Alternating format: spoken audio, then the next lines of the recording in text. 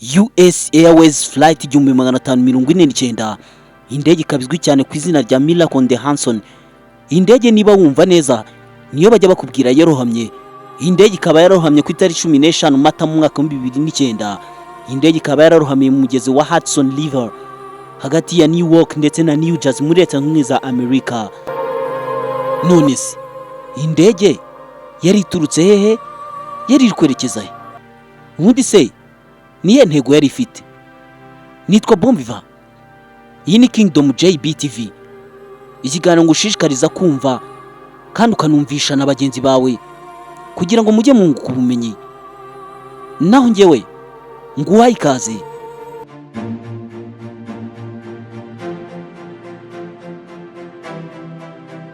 Indege irazwi cyane mu ndege zigeze gukora impanuka.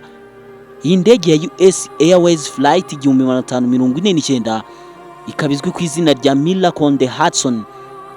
Iyi ndege yaje kuba yarohama ubwo yari mu rugendo ku itariki 15 Mutarama mu mwaka wa 2009.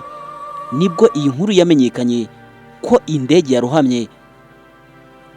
Aha byabereye indege n'ubundi yarohamiye mu mugezi wa Hudson River hagati ya New York ndetse n'umujyi wa New Jersey, aho ni muri Leta Zunze za Amerika.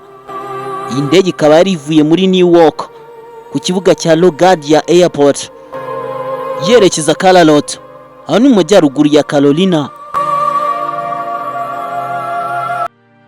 Gusa mbere yuko nkomeza nagusaba gukora subscribe ukanankandira like, byaba nango ugakora share kuri kino kiganiro.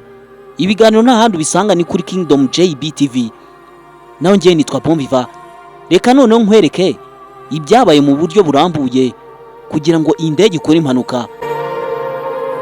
Iyi ndege nyuma y'iminota 2 irimo kumanuka yaje kuba mu kirere yahurirayo n'inyoni zitwa Canadian Goose. Uzagashya zino nyoni zakoze, izi nyoni zinjiye muri moteri ebyiri zombi. Izi moteri ebyiri zombi nta kindi cyaje kuba usibye ko zose zombi zanze gukora zitazangirika. Icyo gihe umupilote mukuru wari urimo witwaga Chesley ndetse n'uwari umwungirije witwaga Jeff Skilles bagerageje kuyigarura ku kibuga ariko biranga. Uyu mutwe bari barimo kwigaho gusubiza indege hasi maze bikabapfana.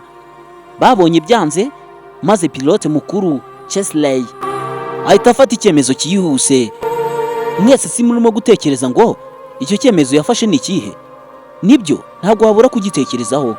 Icyemezo yafashe ni nko kwiyahura, kubera ko yahise afata icyemezo cyo kuyobora indege mu mugezi wa Hudson. Uyu mugezi ukaba uri hagati y'inyubako ya New York City.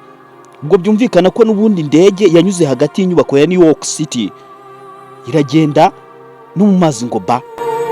Uyu mwanzuro ufatwa maze bikaba ngombwa ko pilote amanura indege mu mazi. Bino byitwa ditching. Iyi ndege ikimara kugera mu mazi ni nk'ibitangaza byabaye, ntabwo yigeze iturika. Iyi ndege abari bayirimo bose uko bari 155 bararokotse, abagenzi 150 ndetse n'abakozi bayo bageraga muri 5. Ubwo ntugiye kwibaza ngo abantu bavuye mu ndege gute kandi n'ubundi indege yari yarohamye?